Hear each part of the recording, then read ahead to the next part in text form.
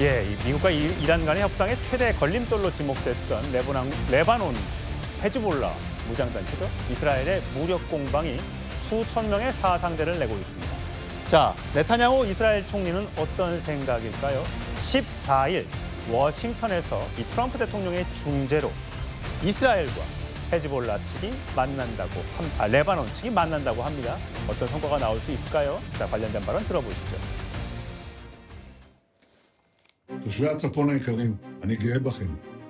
אתם ממשיכים לעמוד איתן. אני מבקש לומר לכם, אין הפסקת אש בלבנון. אנחנו ממשיכים להכות בעוצמה את חיזבאללה, ואנחנו לא נעצור עד שנחזיר לכם את הביטחון. رئیس جمهور تاکید کرده است دستهای ما بر ماشه باقی است و ایران هرگز خواهران و برادران لبنانی خود را تنها نخواهد گذاشت.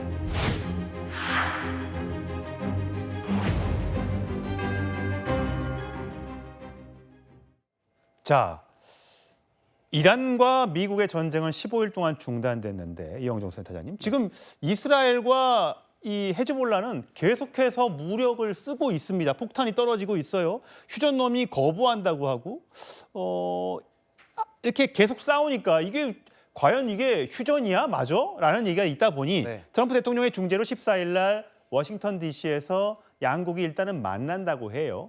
자, 왜 이 두 국가는 서로 지금 계속해서 으르렁거리고 있는 겁니까? 그러니까 이스라엘은 본래 이제 이란에 대한 공격에 집중을 하고 있는데요. 그 이란의 어떤 연계 세력 또 지원 세력, 악의 축으로 이제 불리는 그 레바논의 헤즈볼라라든가 예멘의 후티 반군 이쪽이 이제 합세를 하면서 결국은 이스라엘이 그쪽과 좀 집중하고 있는 이런 상황이고 미국이 이제 이란을 폭격하는 이런 상황이 됐었는데 어떻게 보면 뭐 레바논의 그 헤즈볼라는 계속 이스라엘에 대한 집중적인 공격 이런 것들을 좀 해야 되겠다는 생각들 이런 것들을 통해 가지고 자신들의 어떤 세를 과시하는 이런 측면이 있었고요.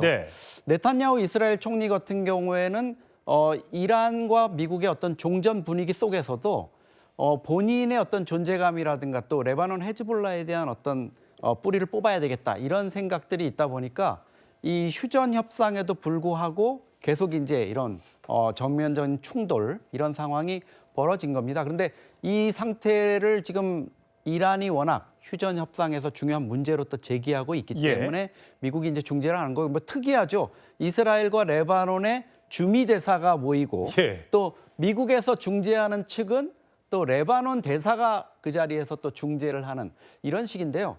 이게 사실 이 협상도 중요하지만 결국은 이 협상이 지금 파키스탄에서 열리는 미국과 이란의 협상과 연계가 돼 있기 때문에 일단은 파키스탄 상황이 중요하고 거기에 따라서 이제 회담 분위기가 잡혀나가는 이런 형식이 될 것 같습니다. 문성무 센터장님, 지금 헤즈볼라는 어떤 입장인 거예요? 그러니까 이란이 공격을 미국과 이스라엘로부터 공격을 받았으니까 우리가 이스라엘을 대신 쳐주겠다 뭐 이런 겁니까?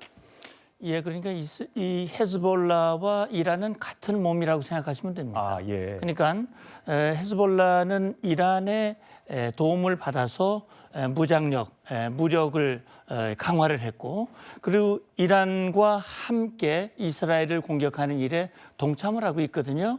그러니까 이번에 이란과 이스라엘이 전쟁을 개시했을 때 바로 제일 먼저 뛰어든 세력이 바로 헤즈볼라거든요. 헤즈볼라는 그 외에도 끊임없이 이스라엘을 공격을 해왔습니다. 테러 행위를 그동안 해왔죠. 그건 뭐 이스라엘만 한 게 아니고 미국을 향해서도 이 테러 행위를 해왔고요. 그렇기 때문에 지금 지금 헤즈볼라에 대한 그 공격에 대해서 이스라엘과 미국의 입장이 조금 달랐죠. 트럼프 대통령이 처음에는 헤즈볼라와 관련된 것은 우리가 지금 휴전하기로 한 거에 대해서 포함이 안 된다 그랬다가 나중에 트럼프 대통령이 그래 헤즈볼라도 헤즈볼라와의 충돌도 중지하도록 그렇게 이스라엘에 압력을 넣고 그래서 이제 미국에서 협상이 이루어지는 것인데 그래서 헤즈볼라는 사실은 지금 이란과 한 몸이고 이란과 함께 움직이고 있고 이란의 지원으로 이 세력을 키운 그런 이란의 대리 세력이라고 보시면 됩니다. 자, 이스라엘과 레바논의 교전이 계속되면서 이 휴전이 잘 유지될 수 있을지에 대한 의문이 계속되고 있는 가운데 이재명 대통령이 SNS에 글을 올린 것이 지금 정치권에 또 논란이 되고 있습니다. 자, 관련해서 장동혁 국민의힘 대표는 이렇게 얘기했습니다. 들어보시죠. 지금 전쟁과는 아무 관련 없는 2년 전 외신 보도고 이미 사망한 팔레스타인군 시신을 처리하는 장면이었습니다. 해당 이스라엘 병사들은 시신 모독으로 징계까지 받았다고 합니다. 2년 전 영상이라고 밝히면서 시신이라면 조금 다행이라고 했습니다. 가짜뉴스 퍼날라서 외교 리스크를 만들어 놓고 이제 와서 조금 다행이라고 하면 다 해결되는 겁니까? 대통령의 처신이 이렇게 가벼워도 되는 것입니까? 예, 강성필 부대변인. 먼저 이재명 대통령이 SNS에 글을 올렸는데 영상은 무장 군인들이 아이를 밀어 떨어뜨리는 옥상에서 떨어뜨리는 영상을 공유하면서 유대인 학살이나 전쟁 중에 누구를 죽이는 유대인 학살이나 전시 사례와 다를 바가 없다, 이런 영상은. 자, 그랬더니 이스라엘 외무부에서 이거 이번 전쟁이 아니라 2024년에 있었던 영상이고 이거는 가짜, 허위로 묘사한 가짜 계정이다. 그러면서 강력 규탄한다. 대통령을 향해서 이렇게 얘기했어요. 그랬더니 이재명 대통령이 오늘 다시 SNS 글을 올려서 반인권 행동에 대한 지적을 한 건데 외교부, 이스라엘 대사관의 이 지적에 대해서 실망이다. 내가 아프면 타인도 아픈 법이다. 라고 이 얘기를 했습니다. 자, 그랬더니 또 외교부, 우리나라 외교부에서도 이스라엘 외교부가 대통령의 보편적인 인권에 대한 신념 표명 의도를 잘못 이해했다. 유감이다. 이렇게 했어요. 자, 이게 어떻게 보면 전쟁 중인데 이재명 대통령의 발언이 이게 외교적 문제로 비화되고 있는 겁니까? 뭐 외교적 문제로 비화되지 않을 그럴 가능성이 없다고 말씀드릴 수는 없겠죠. 하지만 이재명 대통령께서 하셨던 지적은 누가 보더라도 이 문명 국가에서 일어날 수 없는 일에 대해서 우리가 반인권적인 행동에 대해서 규탄을 하는 것이기 때문에 저는 거기에 대해서 내용을 봐야지 외교적인 마찰부터 걱정하는 것도 맞나 싶은 생각이 들고, 이게 사실 언젠가는 우리의 문제가 될 수 있는 것이거든요. 그럼 만약에 우리가 그런 불합리한 어떤 반인권적인 행태를 힘의 논리에 의해서 당했을 때 그럼 다른 나라는 방관을 해야 될까요? 그리고 최근에 이 미국과 지금 중동과의 전쟁 자체가 이스라엘의 잘못된 정보 그리고 잘못된 어떤 판단, 거기에 대해서 뭐 네타냐후가 본인의 정치적인 문제 때문에 트럼프를 뭐 일종의 말해서 잘못 설득한, 그래서 이 일이 번지고 있고, 또 휴전을 하려고 하더라도 이스라엘이 막 공격을 해가지고 이 휴전이 제대로 되고 있지 않아서 거기에 대한 피해는 또 우리가 유가와 관련해서 직격탄을 맞고 있는 이런 여러 가지 상황으로 번지고 있기 때문에 또 그 문제와 함께 이재명 대통령으로서는 반인권적인 행태에 대해서는 충분히 비판할 수 있었다, 그렇게 보여집니다. 이제 공개한 영상이, 그러니까 첨부한 영상이 2024년 것이고 또 그것이 왜곡됐다라고 하는 이스라엘 그 대사의 주장은 어떻게 보시는 거예요? 근데 저는 그것도 확인을 좀 더 해봐야 된다고 생각합니다. 일반적인 그들의 주장이기 때문에 거기에 대해서는 정부가 더 확인을 해봐야 될 필요는 있어 보인다. 예, 정욱진 변호사님. 자, 지금 민주당에서는 그래요. 여권에서는 상식에 반한 이스라엘 태도다. 자, 김준영 조국혁신당 의원은 괴물이 된 이스라엘이다. 이렇게 얘기를 하고요. 또 국민의힘에서는 이 대통령이 사과해야 된다. 이스라엘 정부에 대해서. 한동훈 전 대표도 여기도 씨씨에 뭐 이런 얘기하면서 외교를 왜 여기서 끼어드냐. 또 이렇게 또 얘기를 했어요. 이건 제가 봤을 때 이재명 대통령의 명백한 실수입니다. 왜 그러냐면 리트윗한 내용이 굉장히 민감하거든요. 그 트위터리안이 어떤 사람인지 자기가 써놨어요. 자기가 팔레스타인 출신인데 뭐라고 되어 있냐면 언아폴로제틱 그 무슬림이라고 되어 있어요. 그 이야기는 뭐겠습니까? 타협이 없는, 그런 쉽게 말하면 일반적으로 생각했을 때 극단적인 무슬림이란 이야기죠. 팔레스타인 사람입니다. 그러니까 당연히 이스라엘에 대해서 굉장히 악감정을 가지고 있겠죠. 그런데 그 사람이 그 동영상을, 이재명 대통령이 리트윗한 그 동영상을 뭐라고 그 설명을 했냐면 2024년이란 말 쏙 빼고요. 지금 막 그 벌어지고 있는 것처럼 하면서 이스라엘 군이 팔레스타인 어린이, 키즈라고 해놓고 그 고문을 한 다음에 토처란 말을 쓰고 그런 다음에 지붕에서 그냥 떨어뜨렸다, 이렇게 이야기했단 말이죠. 그런데 그 내용을 갖다 확인을 해보니까 2024년도 영상일 뿐만 아니라 키즈도 아니고요. 어린이가 아니라 성인이란 이야기고요. 그다음에 이제 사망한 그런 상황이었고, 이스라엘 외무부에서 이야기한 것이긴 하지만은 그 군인들이 그 테러 그 작전을 하다가 그 군인들 자체가 사실 굉장히 위협에 직면하고 있었다. 이런 내용이었는데 이런 사실 확인도 안 하고 그런 트윗을 갖다가 올린 것이다. 더 중요한 건 뭐냐면요. 시점이거든요. 그 보니까 이스라엘 외무부에서 올린 걸 보니까 오늘이 홀로코스트 기념하는 그러니까 기억하는 그 메모런스 데이라고 그 나와 있거든요. 예. 그런데 다른 나라 대통령, 꼭 우리나라 이재명 대통령이 아니라 어느 나라 대통령이라고 하더라도 이스라엘에 있어서 가장 큰 아픔인 홀로코스트를 기념하는 날 바로 전날 이브라고 써놨어요, 영어로.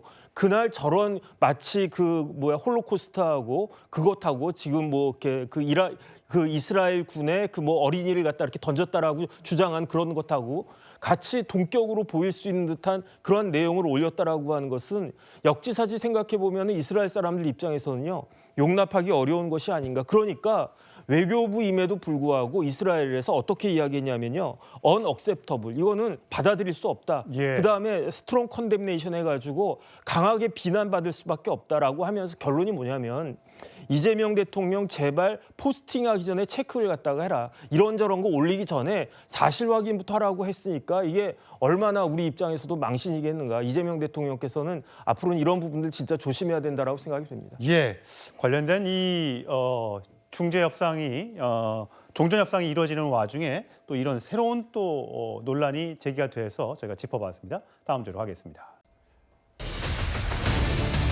예, 이란과 미국의 협상이 결렬된 이 상황, 화면에서 보시는 네타냐후 이스라엘 총리는 계속 강경한 입장을 고수하고 있습니다. 도대체 왜 그럴까요? 그의 속내를 들여다볼까 합니다. 관련된 발언 들어보시죠.